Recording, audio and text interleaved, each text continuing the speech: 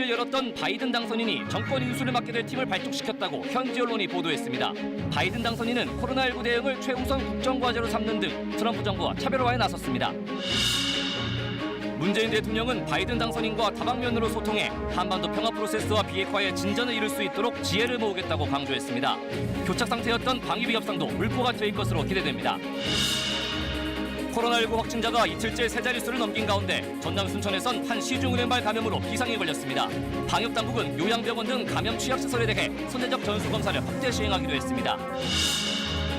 원전 월성 1호기 관련 의혹에 대한 검찰 수사와 관련해 민주당이 정권 흔들기라며 연일 윤석열 검찰총장을 공격하고 있습니다. 반면 국민의힘은 검찰에 재갈을 벌리려 한다며 민주당을 비난했습니다.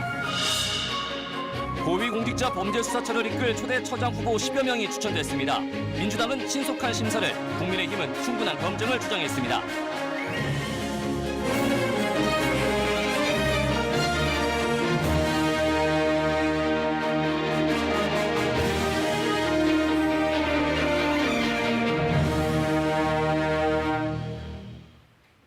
안녕하십니까. 당선인으로서 제 의무는 예의와 공정, 과학, 그리고 희망을 확산시켜 나가야 한다는 겁니다. 조 바이든 미국 대통령 당선인, 통합이라는 무거운 과제와 함께 첫걸음 시작했습니다. 오늘 9시 뉴스, 한국은 물론 세계 질서의 변화를 가져올 이 새로운 미국의 움직임부터 전망합니다. 바이든 행정부는 내년 1월 20일 출범하는데 최우선 국정과제로 4가지를 꼽았습니다. 이 코로나19 대응과 경제 회복, 또 인종평등과 기후변화입니다. 특히 바이든 당선인은 코로나19 확산을 막는 게 가장 급하다고 판단해 곧 전문가들이 모인 전담 대응팀을 발족할 예정인데요. 취임까지 남은 시간은 이제 11주 정도, 본격적인 정권 인수 발걸음이 빨라지고 있습니다. 첫 소식 이호울 기자입니다. 바이든 당선인이 트럼프 정부로부터 정권 인수를 위한 기관 검토팀을 이번 주 발족한다고 현지 언론이 보도했습니다. 이 팀은 트럼프 행정부의 핵심 기관에 접근해 예산과 인력 등 정보를 파악하고 차질 없는 정권 인수 업무를 맡게 됩니다. 트럼프 대통령이 대선 결과에 승복하지 않아 불확실성이 많지만 취임식까지 불과 11주밖에 남지 않은 점이 인수위 박차의 배경으로 풀이됩니다. 바이든 당선인은 이미 인수위 홈페이지를 열고 코로나19 대응과 경제 회복, 인종평등과 기후변화를 4대 최우선 국정과제로 제시했습니다. 바이든 당선인은 가장 먼저 보건 전문가들의 자문을 바탕으로 코로나19 정책을 수립하겠다며 트럼프 정부와 차별짓기에 나섰습니다. I will spare no effort, none, or any commitment to turn around this pandemic. 또 코로나 사태로 고통받는 실직자와 영세 자영업자를 지원하고 무너진 중산층을 다시 일으켜 미국 경제를 회복시키겠다고 밝혔습니다. 목조르기 금지 등 경찰 개혁을 비롯해 인종 간 소득과 교육 격차를 해소하겠다는 약속도 포함됐습니다. 기후변화와 관련해선 트럼프 정부가 2017년 일방적으로 탈퇴한 파리 기후변화 협약 재가입이 첫 과제로 꼽힙니다. In the battle to save our planet by getting climate under control. 바이든 당선인 측은 현재 150여 명으로 구성된 인수위를 취임식 전까지 300명 수준까지 확대할 것으로 보인다고 현지 언론은 전했습니다. KBS 뉴스 이호울입니다. 네, 보신 것처럼 바이든 당선인의 제1관심은 코로나19입니다. 대선 승리 이틀 만에 대응팀을 발표하는데 이 당선인의 핵심 측근이 한국의 진단 능력을 언급한 적이 있어서 주목됩니다. 워싱턴 김은규 특파원입니다. 대통령 선거에 관심이 집중된 사이 미국 코로나19 확진자는 하루 10만 명을 넘어섰습니다. 나흘째 10만 명 이상입니다. 코로나19 발생 이래 최고치입니다. 바이든 당선인 오늘 코로나19 태스크포스팀 출범시킵니다. 당선되면 첫 전화는 트럼프 대통령의 지휘를 받는 파우치 박사와 할 것이라고 밝힌 바 있습니다. Joe Biden has said his first phone call when he gets elected president will be to Dr. Fauci. 트럼프 대통령과 달리 최고 전문가 의견을 듣고 존중하겠다는 뜻입니다. 바이든 당선인의 코로나19 대응을 조언하는 핵심에 론 클레이 전 비서실장이 있습니다. 대선 승리 연설 때 맨 앞자리에서 바이든을 지켜보던 바로 그 사람입니다. 론 클레이는 바이든 대통령 당선인의 오랜 측근 중에 측근입니다. 유력한 대통령 비서실장 후보이기도 합니다. 오바마 정부 때인 2015년 에볼라 바이러스 대응을 성공적으로 해낸 책임자입니다. 한국의 코로나19 진단 능력을 미국과 비교하는 언급을 공개해 주목받는 사람이기도 합니다. Only about 150 Americans out of every 1 million has been tested, while in Korea, almost 4,000 out of every million people have been tested. 한국과 비교될 때마다 불쾌한 반응 숨기지 않는 트럼프 정부와 다릅니다. And they're through their significant lockdown efforts, things that fit them within their cultural and legal context, but would likely not fly here in the United States. 코로나19의 급속한 확산으로 바이든 당선인 대응책이 간절합니다. 국정 1순위로 공언까지 해놨습니다. 코로나19 방역 도움된다면 도움 마다할 이유 없어 보입니다. 방역 모범국인 동맹 한국과 자연스러운 협력의 공간이 기대되는 지점입니다. 워싱턴에서 KBS 뉴스 김은규입니다. 네, 그리고 코로나19 대응 다음으로 우선순위를 두는 게 경제 회복입니다. 이 코로나19와 경제는 떼어놓고 갈 수 없는데 어떻게 풀어나갈지가 관건으로 보입니다. 뉴욕 연결해 보겠습니다. 한부영 특파원, 이 코로나에 강력히 대응한다지만 경제 봉쇄 같은 조치를 고려하는 건 아니죠? 네, 코로나19 확산을 막기 위해 경제 봉쇄는 하지 않을 거라는 게 바이든 당선인의 기본 입장입니다. 코로나19보다 경제 회복을 더 중요하게 생각하는 트럼프 대통령 지지자들을 의식한 면도 물론 있었겠지만 선거 기간 내내 이렇게 못 박았습니다. I'm not going to shut down the economy. I'm not going to shut down the country. I'm going to shut down the virus. 네, 봉쇄가 아니라 회복에 초점을 맞추겠다는 건데 미국 경제는 내수가 지탱하는 구조잖아요.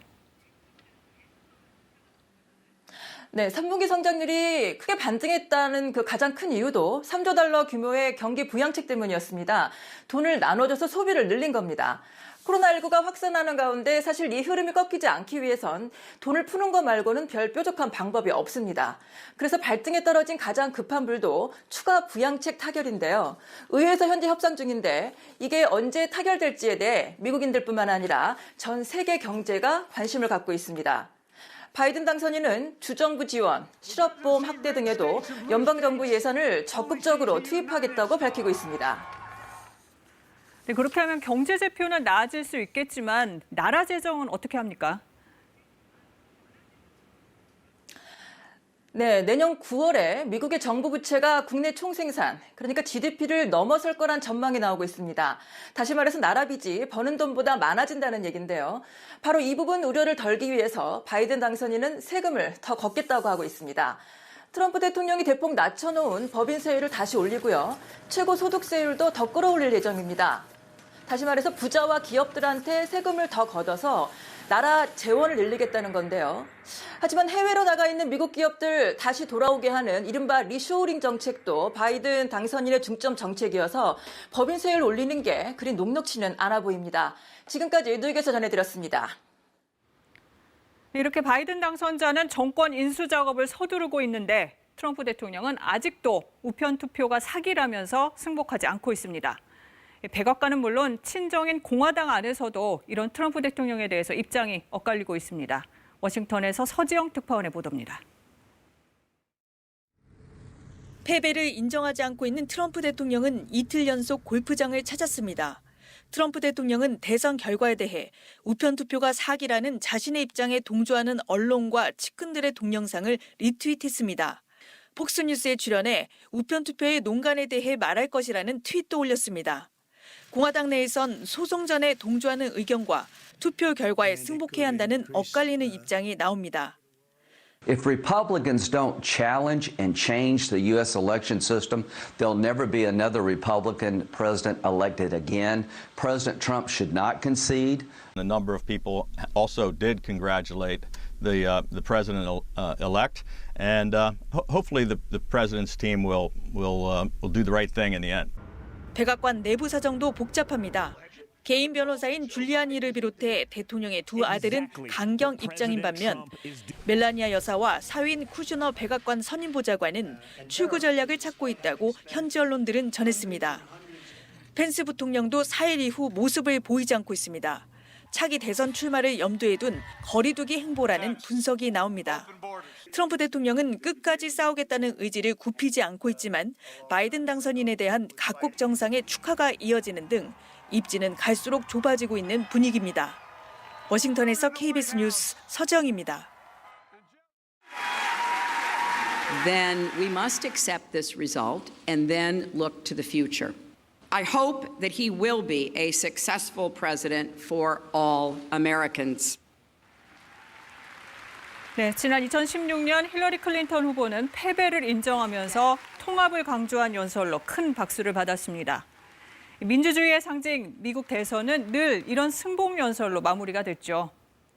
모든 당파적 이해를 내려놓자 1860년 링컨에게 진 민주당 스티븐 더글라스 후보의 연설이 그 전통의 시작이었다고 전해지고 누가 당선되든 우린 다시 하나의 미국인이다. 또 우리 아이들에게 더 강하고 나은 나라를 물려줄 수 있도록 해달라. 이렇게 패배한 후보들은 하나같이 화합을 강조했습니다. 하지만 이번엔 이런 승복 연설 보기 힘들게 됐습니다. 선거는 끝났지만 갈라진 미국을 통합하고 민주주의의 위기를 회복하는 건 다시 시작 단계입니다. 이런 가운데 문재인 대통령은 바이든 당선인에 대해서 직접 언급하면서 다방면으로 소통하겠다. 특히 한반도 평화 프로세스와 비핵화의 진전을 이룰 수 있도록 지혜를 모으겠다고 강조했습니다. 우수경 기자입니다. 문재인 대통령은 바이든 당선인과 다방면으로 소통할 것이다. 이를 통해 한미동맹을 굳건히 하고 한반도 평화 프로세스에는 공백이 없도록 하겠다고 재차 강조했습니다. 우리 정부는 한반도 평화 프로세스를 흔들림 없이 추진한다는 확고한 의지를 가지고 있습니다. 무엇보다 한반도 평화 정착과 비핵화에서 더 큰 진전을 이룰 수 있도록 지혜를 모으겠다고 했습니다. 새로운 남북 관계에 대한 기대와 의지도 표명했습니다. 문 대통령은 한미 간 튼튼한 공조와 함께 남북 관계에서 남과 북이 당사자로서 더 중요한 역할을 해나가길 바란다고 말했습니다. 남과 북이 할 수 있는 부분은 적극적으로 해나가겠다는 의지 표현으로 해석됩니다. 남북 관계에서도 새로운 기회와 해법을 모색할 수 있는 환경이 조성될 것으로 기대하고 있습니다. 경제 협력도 빼놓지 않았습니다. 탄소 중립과 그린 뉴딜 정책은 바이든 당선인이 강조하는 정책과 일치한다면서 함께 해나가기를 희망했습니다. 유사한 가치 지향과 정책적 공통점이 코로나 이후 시대를 함께 열어가는 밑거름이 되길 기대합니다. 문 대통령은 트럼프 정부와 이뤄낸 성과가 바이든 정부에서 이어지고 더 발전하도록 최선을 다하겠다고 말했습니다. 우리 정부의 일관된 정책 추진을 강조한 것으로 해석됩니다. KBS 뉴스 우수경입니다.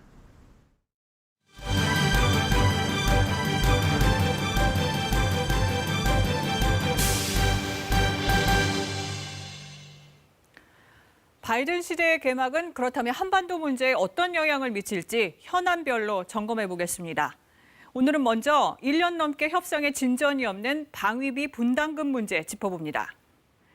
바이든 당선인은 동맹과의 관계 회복을 공약으로 내건 만큼 무리한 인상을 고집해서 교착 상태에 빠졌던 협상도 출구를 찾을 것으로 보입니다. 김경진 기자입니다. 주한미군 주둔을 위해 한국 정부가 지난해 지불한 비용은 1조 389억 원, 전체 주둔비의 3분의 1 수준입니다. 한국의 분담 액수는 한미 양국의 협상으로 정해왔는데 인상률이 10%를 넘진 않았습니다. 하지만 최근 협상에서 미국은 400% 수준의 인상을 고집했습니다. 실무진이 합의한 잠정 협상안도 무산됐습니다. 동맹의 가치 대신 계산기를 두드리던 트럼프 대통령의 영향이었습니다. A very rich country they should be paying, and so should many other countries be paying if they want this kind of protection. 트럼프와 다르다를 내건 바이든 대통령 당선인은 정강 정책을 통해 동맹의 가치를 강화하겠다고 공약했습니다. 트럼프 대통령이 방위비 분담금 인상으로 동맹인 한국을 갈취하려 했다고도 지적했습니다. 지난해 9월부터 교착 상태였던 방위비 협상이 새 정부에선 물꼬를 틀 것으로 관측되는 이유입니다. I was crystal clear about our commitment to our allies, Korea and Japan. 미국의 국익 중시를 어느 정도 반영하려 하겠지만 인상폭은 한국 국방 예산 증가율 수준인 10% 안팎이 될 거라는 게 대체적인 관측입니다. 트럼프하고 협상보다는 줄어들 수 있다 이렇게 보여지지만 기존에 있는 수준보다는 조금 더 올라가야 되지 않나 이런. 우리 정부는 미국의 새 정부가 출범하는 대로 서둘러 협상을 재개하겠다는 입장입니다. 다만 바이든 행정부로선 다른 과제도 산적한 만큼 일단 현재 조건을 1년 연장한 뒤 천천히 차기 협상을 시작할 가능성도 있습니다. KBS 뉴스 김경진입니다. 앞서 보신 것처럼 바이든 당선인이 코로나19를 최우선 과제로 삼을 수밖에 없는 게 미국 상황이 지금 세계 최악이기 때문입니다. 확진자는 1,000만 명을 넘어갔고 24만 명 넘게 숨졌습니다. 미국 인구 30명 가운데 1명꼴로 확진됐다는 건데 날마다 10만 명 넘게 늘고 있습니다. 전 세계 상황도 심각한데요. 중국에서 첫 사례가 보고된 게 지난해 말인데 1년도 안 돼서 5천만 명을 넘어섰습니다. 통계에 잡힌 사망자만 해도 126만여 명입니다. 확진자 증가 추세가 가팔라서 더 걱정입니다. 1,000만 명이 감염되는데 6달이 걸렸죠. 그런데 한 달 반 만에 2천만 명이 됐습니다. 이후에 1,000만 명이 더 늘어나는 기간은 갈수록 짧아져서 4천만에서 5천만 명까지는 21일밖에 안 걸렸습니다. 인구가 밀집한 북반구에 겨울이 다가오면서 이른바 바이러스 쓰나미 걱정이 커지는 이유입니다. 이 때문에 유럽 각국은 또다시 봉쇄에 나섰지만 환자가 폭증하면서 의료 붕괴 위험이 커지고 있습니다. 더욱이 의료 체계가 미흡한 서남아시아 지역에서는 총체적인 보건 위기마저 우려되는 상황입니다. 현지 연결해서 자세히 살펴보겠습니다. 먼저 파리로 갑니다. 양민열 특파원, 유럽 각국이 봉쇄에 들어갔는데도 확진자 계속 늘고 있습니다. 이유가 뭡니까? 네, 전면 봉쇄 또는 부분 봉쇄가 지난 상반기 때처럼 바이러스 확산을 물리적으로 차단하는 효과를 보지 못하고 있는 겁니다. 이거 프랑스의 경우 전면 재봉쇄가 시작된 지 이제 10하루째인데 오늘도 아침 출근길에 차가 계속 막힐 정도였습니다. 봉쇄 와중에도 사람들의 이동이 그만큼 많다는 겁니다. 단속을 강화한다고는 했지만 외출 허가증 들고 밖에 나오거나 몰래 저녁 모임을 갖는 상황도 여전합니다. 그동안 확진자는 폭증했습니다. 봉쇄령이 내려진 지난달 30일 4만 9천 명에서 일주일 만인 그저께 7일에는 무려 8만 명 넘게 신규 확진자가 나왔습니다. 프랑스 정부는 시스템 장애로 누락됐었던 수치가 반영된 거다 이렇게 해명을 했는데 현지 언론들은 이렇게 누락된 검사 결과가 30만 건에 달한다고 전하고 있습니다. 6일 연속으로 2만 명대 확진자가 나온 영국, 지난 목요일부터 4주 동안의 재봉쇄에 돌입했는데요. 봉쇄 당일 런던에서 수천 명이 격하게 반대 시위를 벌였습니다. 부분 봉쇄 중인 독일에서도 시위가 잇따랐습니다. 네, 병원이나 의료진이나 이렇게 감당이 되나요? 상황이 어떻습니까? 프랑스는 현재 전체 중환자실의 약 85%, 파리 수도권 같은 경우에는 92%가 코로나19 환자로 채워져 있습니다. 응급실 상황 들어볼까요? Pour recevoir des malades justement non Covid qui ont besoin d'un service d'urgence, mais ce service sera fermé, donc ils vont être obligés d'aller dans les hôpitaux qui sont déjà surchargés avec des malades Covid mélangés avec d'autres. 프랑스 북동부와 벨기에에서는 환자를 감당하지 못해서 접경국 독일로 환자 후송을 시작했습니다. 문제는 독일도 병실 상황이 좋지 않다는 겁니다. 인구가 가장 많은 베를린 등 세계주의 경우 중환자실 점유율이 80%에 육박하고 있습니다. 때문에 지난 금요일부터 독일 일부 병원들이 급하지 않은 수술들을 취소하면서 병상 확보 조치에 나섰는데요. 감염 피해가 비교적 특정 지역과 국가에 집중됐던 1차 대유행 때와는 달리 이번에는 전체적으로 확산되면서 유럽에서 응급 환자 후송도 힘들 것이라는 우려가 큽니다. 지금까지 파리에서 전해드렸습니다. 네, 이번에는 방콕 연결해서 동남아와 아프리카 상황 보겠습니다. 김원정 특파원, 아시아권에서는 인도가 가장 심각하죠? 그렇습니다. 다른 모든 아시아 국가를 합친 것보다 인도의 확진자 수, 또 사망자 수가 훨씬 더 많습니다. 지금까지 확진자는 850만 명을 넘었고 사망자도 12만 명을 넘었습니다. 특히 지난달에는 거의 매일 하루 1,000명 가까이 사망자가 나왔는데 다행히 최근 며칠 동안은 신규 확진자가 최고점의 절반 수준으로 떨어졌습니다. 특이한 점은 비슷한 지역에서 비슷한 경제력을 가진 베트남이나 태국, 인도네시아 같은 나라들이 확진자나 사망자 수가 큰 차이를 보인다는 겁니다. 환경이 비슷해도 시민들의 방역의식, 또 국가의 검역 정책 등의 작은 차이가 코로나 위기에서는 엄청난 결과로 이어지는 것 같습니다. 특히 중요한 것은 그 나라 의료가 감당할 수준 안에서 환자가 늘어나느냐 하는 것입니다. 예를 들어 싱가포르와 미얀마, 키르기스스탄을 비교해 보면 확진자 수는 5, 6만 명 수준이지만 사망자 수는 4, 50배가량 차이가 납니다. 이 말은 지금 비교적 관리를 잘하고 있는 베트남이나 태국 같은 나라들도 일단 확진자가 급증하면 속수무책으로 무너질 수 있다, 이런 뜻입니다. 아프리카 대륙은 남아공이나 나이지리아에서 사망자가 속출하고 있습니다. 그나마 경제가 나은 나라들이 확진자가 많은 것은 다른 나라는 아예 집계조차 안 되기 때문으로 풀이됩니다. 세계보건기구는 코로나로 이동이 통제되거나 해외 원조가 끊기면서 아프리카 국가에서 다른 질병에 의한 사망도 급증하고 있다, 이렇게 전했습니다. 지금까지 방콕이었습니다. 코로나19 국내 상황 알아보겠습니다. 전남 순천에서 은행발 감염이 이어지고 있습니다. 은행원을 시작으로 다른 은행원과 고객까지 확진 판정을 받았는데요. 모두 마스크를 썼고 또 차단막도 있었는데 감염되면서 전파 경로를 파악하는 데 애를 먹고 있습니다. 곽선정 기자입니다. 지난 주말 한 은행에서 일하는 직원 4명이 잇따라 코로나19 확진 판정을 받았습니다. 이어 지난주 이 은행에 왔던 고객 1명이 오늘 확진됐습니다. 오늘 확진 판정을 받은 고객은 은행 근처에서 노점상을 하는 50대 남성. 지난 5일 통장을 만들려고 은행에 왔다가 주말에 확진 판정을 받은 직원 1명과 창구에서 상담한 것으로 확인됐습니다. 직원과 고객 두 사람 모두 마스크를 썼고 비말 차단막을 사이에 두고 상담했습니다. 방역당국은 감염 경로를 정확히 밝혀내지 못하고 있습니다. 일단 새로 만든 통장을 주고받는 과정에서 감염되지 않았나 추정합니다.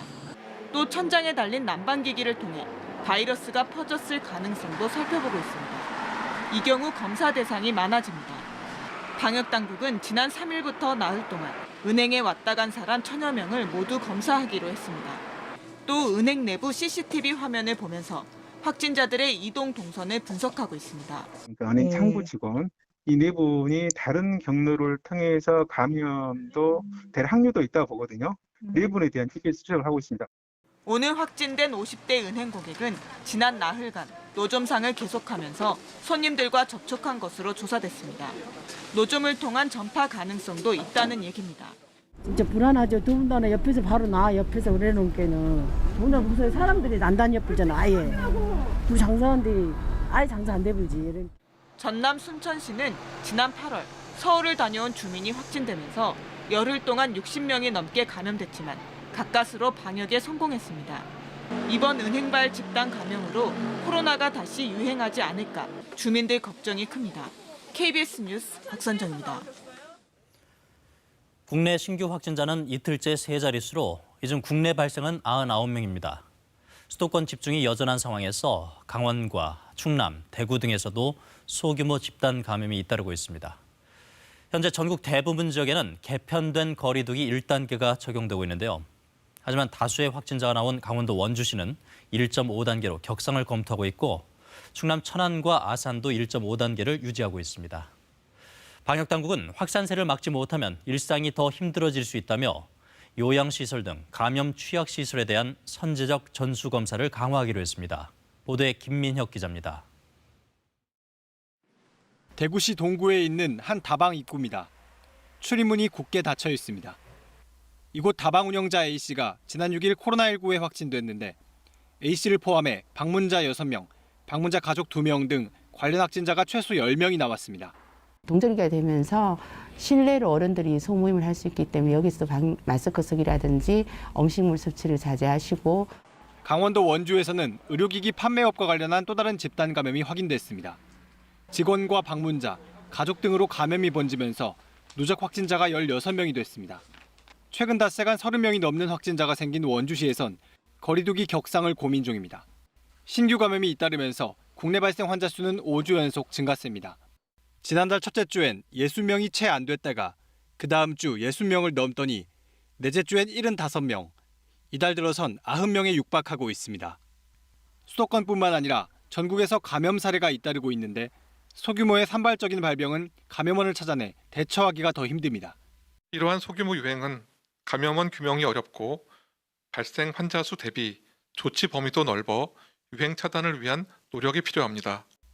방역 당국은 감염 경로를 확인하기 어려운 조용한 전파를 차단하기 위해 수도권과 일부 지역에 국한됐던 요양병원 등 감염 취약시설에 대한 선제적 전수진단 검사를 오늘 비수도권으로 확대했습니다. 일회성에 그치지 않고 수도권은 2주, 비수도권은 4주 간격으로 추가 검사를 하기로 했습니다. 한편 신종감염병 중앙임상위원회는 코로나19 감염 여부를 빨리 확인할 수 있는 신속 항원 검사를 도입해야 올겨울 집단 감염 발생에 대응할 수 있다고 지적했습니다. KBS 뉴스 김민혁입니다.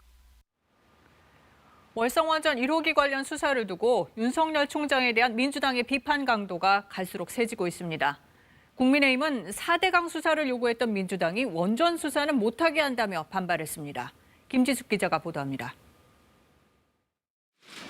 월성원전 1호기 관련 수사 착수 이후 민주당이 윤석열 총장을 비판하지 않은 날은 거의 없습니다. 검찰의 월성 1호기 원전 수사에 대해 그 의도를 의심하는 국민이 많습니다. 검찰이 그런 의심을 받는 것 자체가 크나큰 불행입니다. 정권을 흔들려는 의도로 진행되는 수사라는 주장입니다. 거취 문제에 대한 공개 언급은 없는 상태입니다. 다만 건복을 벗고 정치 발언권을 얻으라, 본인 스스로 진퇴를 결정하라와 같은 주장이 이어지는 등 윤석열 때리기는 심상치 않아 보입니다. 국민의힘은 민주당이 원전 수사에 문제를 제기하는 것 자체가 잘못이란 입장입니다. 월성 1호기 폐쇄 과정에서 위법 행위가 드러났다는 겁니다. 수사기관이 이를 묻고 한다면 그 자체로 직무유기이자 민주당과 법무부 장관은 도대체 무엇이 들어와서 재갈을 물으려고 하는지 모르겠습니다. 정책 과정의 위법 행위에 대한 수사라며 민주당도 과거 정책에 대한 수사를 요구했다고 반박했습니다. 민주당과 윤석열 총장은 완전히 결별한 걸로 보는 분석이 많습니다. 국민의힘은 윤 총장을 엄호하지만 정치로 뛰어드는 건 경계하고 있습니다. KBS 뉴스 김지숙입니다. 고위공직자 범죄수사처 초대 처장 후보군이 오늘 확정됐습니다. 당초 추천위원 7명이 최대 5명씩 35명을 추천하기로 했는데 인물난이 심해 최종 후보군은 10여 명 정도입니다.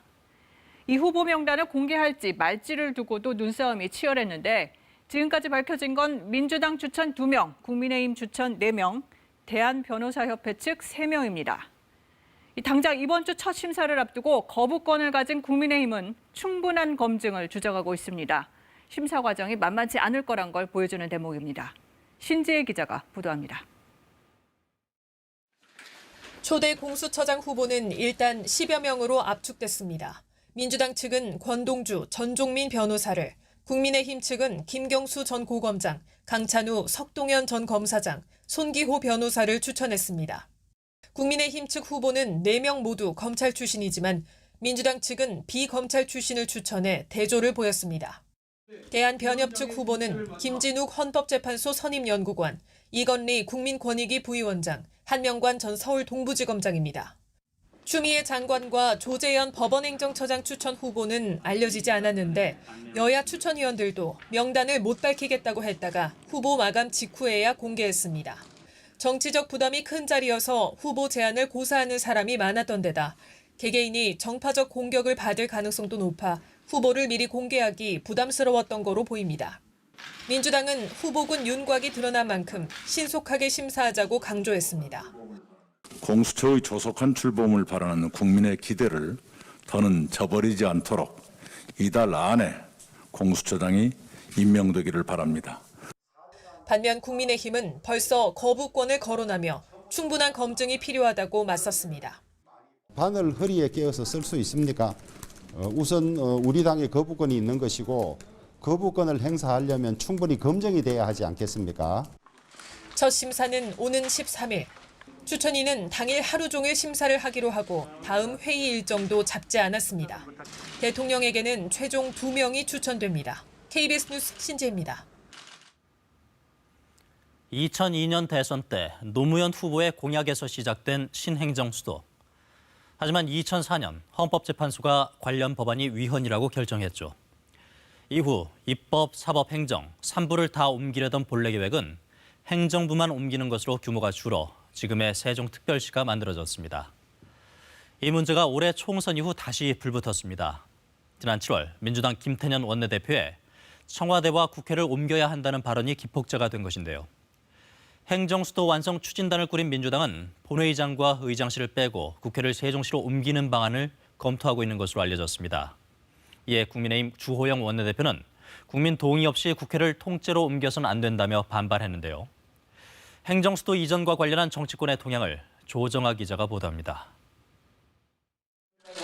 더불어민주당 김태년 원내대표는 지난 7월 국회를 세종시로 옮기는 계획, 즉 국회 세종의사당의 건립을 추진하겠다고 밝혔습니다. 저는 행정수도를 제대로 완성할 것을 제안합니다. 길거리국장, 카톡과장을 줄이려면 국회가 통째로 세종시로 이전해야 합니다. 민주당은 행정수도 완성 추진단을 구성하고 오는 2022년 대통령 선거 이전까지 행정수도 이전 로드맵을 만들겠다고 선언했습니다. 이달 말쯤 국회 이전 계획을 담은 균형발전 종합보고서를 발표할 예정입니다.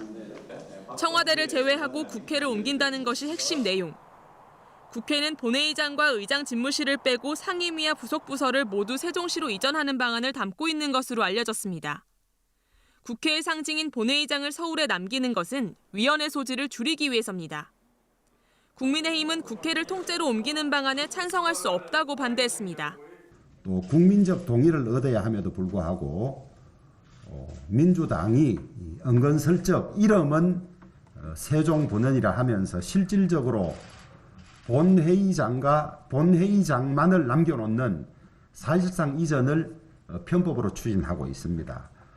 민주당은 조만간 여론조사를 통해 여론을 수렴하고 특별법을 발의해 국회 이전을 본격 추진할 예정입니다. 국회 이전의 첫걸음을 벌써 뗐습니다. 세종의사당 설계비 127억 원을 포함한 내년 국회 예산안이 국회 국토교통위원회를 통과했습니다. KBS 뉴스 조정아입니다. 이재용 삼성전자 부회장이 오늘 10달 만에 국정농단 파기환송심 재판에 출석했습니다. 재판에선 이 부회장의 감형 요소로 거론되는 삼성 준법감시위원회에 대한 평가단이 꾸려졌는데요. 주요 내용을 김채린 기자가 보도합니다. 이재용 삼성전자 부회장이 10달 만에 서울 고등법원에 다시 나왔습니다. 특별검사의 재판장 기피 신청으로 중단됐던 파기환송심 재판이 2주 전부터 재개된 데 따른 겁니다. 10개월 만에 법정 출석인데 심경이 어떠십니까? 오늘 재판에서는 삼성 준법감시위원회의 운영 성과를 점검할 전문심리위원단 구성이 확정됐습니다.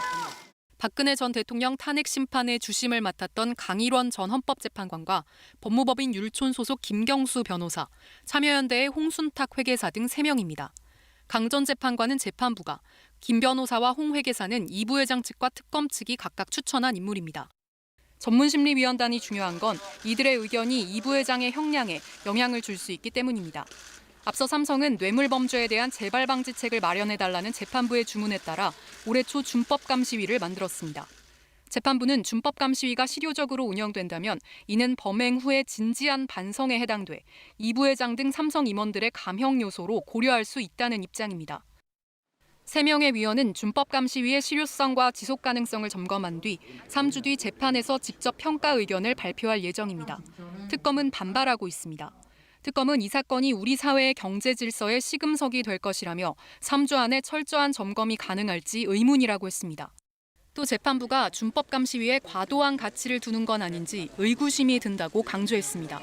이에 대해 재판부는 재판이 1년 이상 길어진 만큼 계획대로 진행하겠다고 밝혔습니다. KBS 뉴스 김채린입니다. 최근 북한에서 한 남성이 월남할 때 최전방 철책에서 경보가 울리지 않았습니다. 이러면서 이 시스템이 재구시를 못한다는 지적이 일고 있는데요. 수천억 원을 들여 설치했는데도 고장이나 오작동이 잦아 보완이 시급해 보입니다. 지형철 기자가 보도합니다. 북한과 맞닿은 지역엔 과학화 경계 시스템이 설치돼 있습니다. 철책의 광 케이블이 절단되거나 움직임을 감지하면 경보를 울리고 CCTV가 자동으로 비추게 됩니다. 2012년 노크 귀순 사건을 계기로 도입의 속도가 붙어 지난해까지 2,400억 원 정도가 투입됐습니다. 하지만 이번에 월남한 북한 민간인 남성이 GOP 철책을 넘을 때 경보는 울리지 않았습니다. 다른 감시 장비로 포착했고 저지선 안에서 붙잡았으니 경계 실패는 아니라는 게 군의 입장이지만 주력 감시 시스템은 재구시를 못한 겁니다. 고장나진 않았습니다. 안 울렸던 것은 조금 다른 문제가 있어서 업체랑 같이 이제 저희는 자체적으로는 점검을 저희 자체적으로는 했습니다. 설계상으론 일정 무게 이상이 감지될 때만 경보가 울려야 합니다. 하지만 작은 야생동물이 건드리거나 물어뜯어도 심지어 강풍에도 경보가 울리기도 합니다. 그럴 때마다 경계병이 뛰어나가다 보니 아예 센서 감도를 일부러 둔하게 설정해 놓는 경우도 있는 것으로 알려졌습니다. 지난 2년 동안 생긴 고장만 한 해 60여 건, 올해는 폭우로 시스템이 설치된 철책이 쓰러진 경우가 많아 고장이 훨씬 늘었습니다. 이런데도 군은 내년에 과학화 감시 장비 추가 도입에 올해보다 16배나 많은 예산 2천억 원을 편성한 상태입니다. 병력이 줄고 있는 상황을 감안한 선택이라지만 장비 설계와 운용의 문제점을 보완하는 게 더 시급한 거 아니냐는 지적이 나옵니다. KBS 뉴스 지형철입니다. 응급실에 실려온 생후 16개월 아이가 끝내 숨진 사건과 관련해 검찰이 오늘 아이 엄마에 대해 구속영장을 청구했습니다.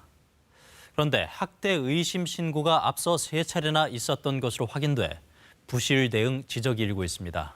공민경 기자의 보도입니다. 지난달 13일 생후 16개월의 양이 몸 곳곳에 멍이 든 상태로 응급실에 실려왔는데 결국 숨졌습니다. 병원 의료진은 부모의 학대가 의심된다며 경찰에 신고했는데 A양 부모는 첫 조사에서 모든 혐의를 부인했습니다. 학대 혐의 인정하셨나요? 인정하셨나요? 복구 예상은 어떻게 생각하시나요? 이후 국가수 1차 소견에서 외력에 의한 사망 가능성이 제기되자 부모는 아이를 방치한 사실은 인정했습니다. 하지만 최종 부검 결과에서도 사인은 외부 힘에 의한 복부 손상으로 확인됐고 검찰은 A양 엄마에 대해 아동학대 치사 혐의로 오늘 구속영장을 청구했습니다. 앞서 올해 초 입양된 A양에 대해 지난 5월부터 3차례나 경찰에 아동학대 의심 신고가 접수됐습니다. 마지막 신고는 숨지기 한 달 전 A양을 진찰한 소아과 원장이 했는데 당시 원장은 A양이 혼자 걷지 못할 정도로 영양 상태가 좋지 않아 엄마 모르게 어린이집 선생님이 병원에 데리고 왔다라고 진술했습니다. 원장님들이 다 말씀하셔봤기 때문에 그렇게 말씀이 없어요. 이런 신고 내용에도 경찰은 학대 정황을 발견 못했고 부모가 분리 조치에 반대해 사건을 종결했습니다. 앞선 2차례 학대 의심 신고 역시 각각 내사 종결과 불기소 의견 송치로 마무리됐습니다.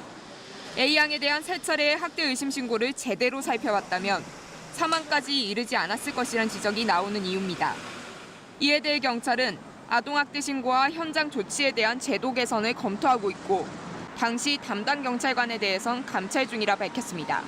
KBS 뉴스 공민경입니다. 살릴 수도 있었을 그 아이. 며칠 전 서울의 한 베이비박스 근처에서 숨진 신생아 역시 마찬가지였습니다. 경찰청 자료에 따르면 영아 유기는 한 해 평균 127건.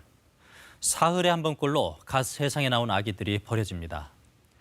부모의 책임과 처벌을 강화해야 한다는 주장도 있지만 다른 한편에선 도저히 아이 키울 여건이 되지 않는다면 출생 신고와 입양 절차를 밟을 때 산모의 신원을 밝히지 않는 제도를 도입해야 한다는 주장도 나옵니다. 물론 영아 유기를 오히려 조장할 수 있다는 우려도 있기 때문에 사회적 공감대가 필요한 부분이겠죠. 버려지고 학대받고 생명까지 잃는 아이들의 문제. 어떻게든 사회가 해법을 찾아야 할 시점입니다. 네, 앞서 바이든 시대의 미국 경제 전망해봤는데요. 코로나19를 빼면 핵심은 친환경, 그린 뉴딜입니다. 우리나라에는 기회와 위험 요인이 모두 존재하는데 기업들의 셈법이 복잡해지고 있습니다.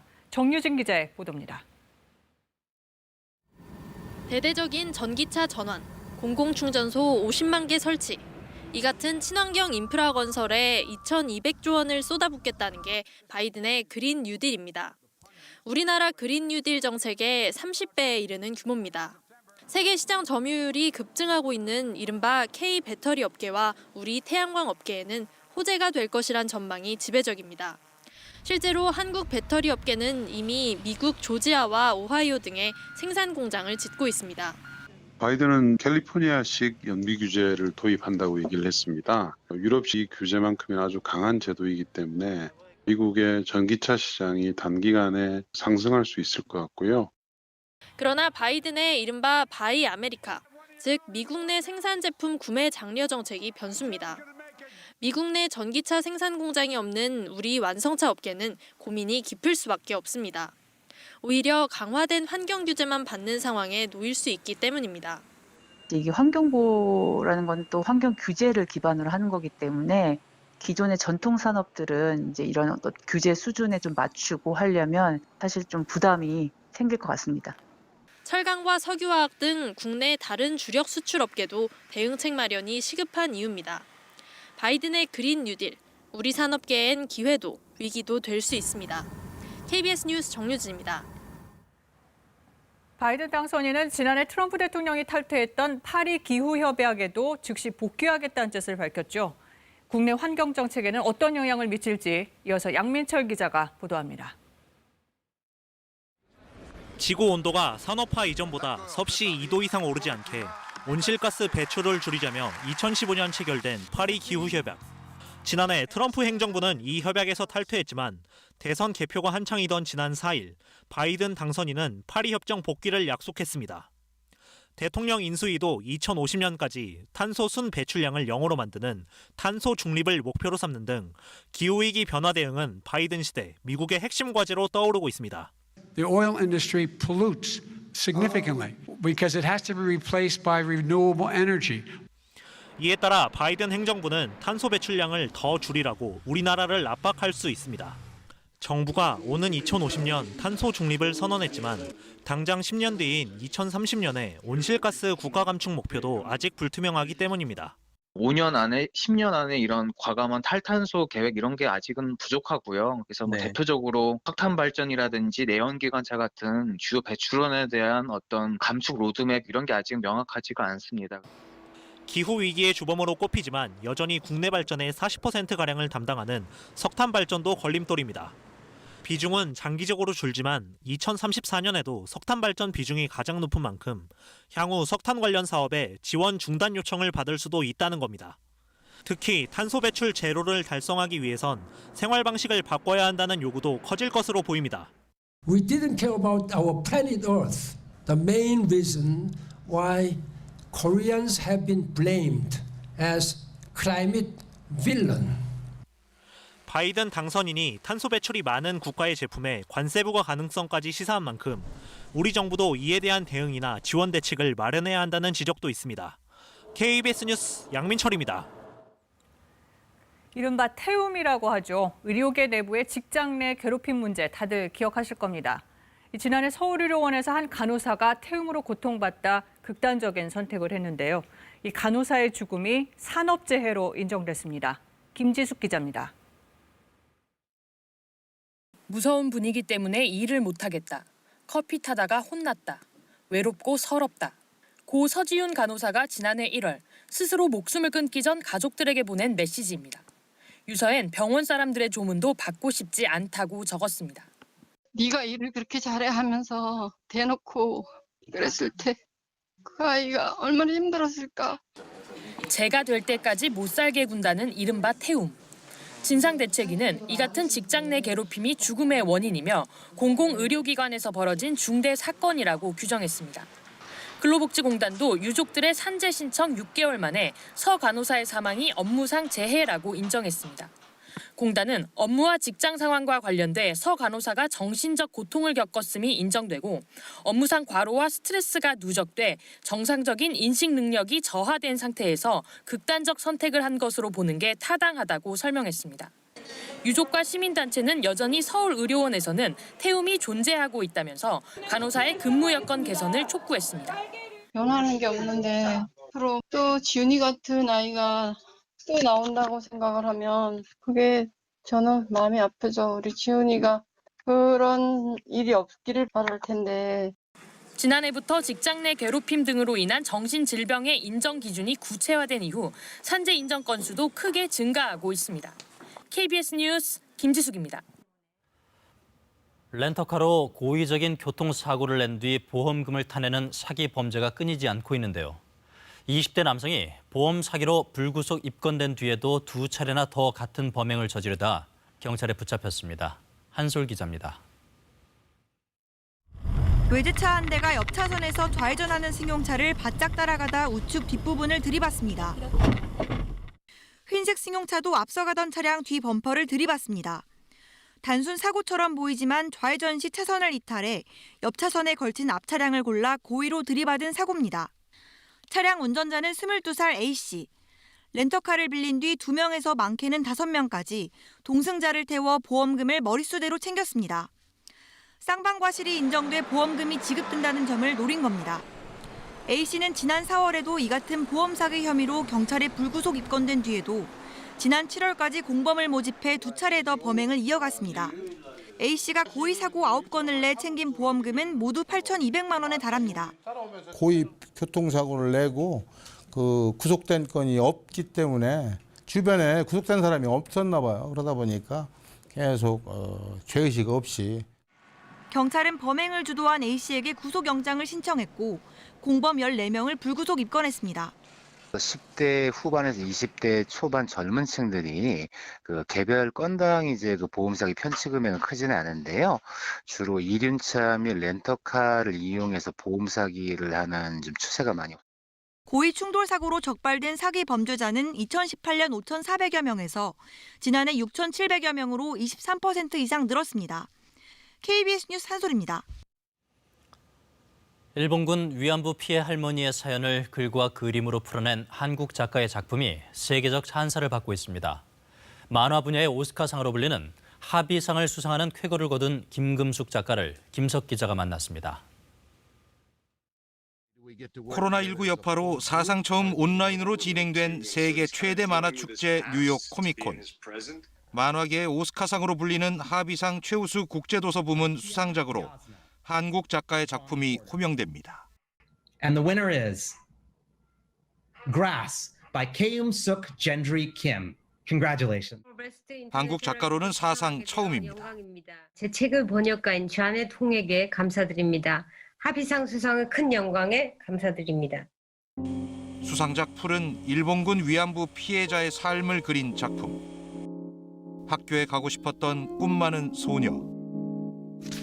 어느 날 심부름 다녀오는 길에 낯선 사내들에게 붙잡혀 영문도 모른 채 끌려갑니다. 도착한 곳은 중국 연길의 일본군 위안소. 그곳에서 소녀의 삶도, 꿈도, 순결도 산산이 부서졌습니다. 일본군 위안부 피해자 이옥선 할머니 이야기입니다. 꼬박 3년을 매달려 완성한 그림 480장. 결코 쉽지 않은 도전이었습니다. 할머니께서 표지만 보시고 눈물을 흘리셨어요. 그러니까 할머니께서 그 머리 딴 소녀의 모습을 보고 아버지가 따주셨다 하면서 그 말씀을 하셔서 눈물을 흘리시더라고요. 억압받는 여성이란 인류 보편적 이야기에 전 세계 독자들이 공감했고 뉴욕타임스와 가디언 등 세계 유수의 언론도 잇따라 최고의 책이라며 찬사를 보냈습니다. 새 작품은 6.25 전쟁과 이산가족 이야기. 작가의 시선은 아프지만 외면해선 안 될 역사와 그 속에서 살아간 사람들에게 머뭅니다. 숨겨진 어떤 진실들, 불편한 진실들, 그런 사람들의 이야기를 정말 하고 싶어서 시작했고 제가 붓을 들 수 있는 순간까지 아마 그런 이야기를 계속하지 않을까 싶습니다. KBS 뉴스 김석입니다.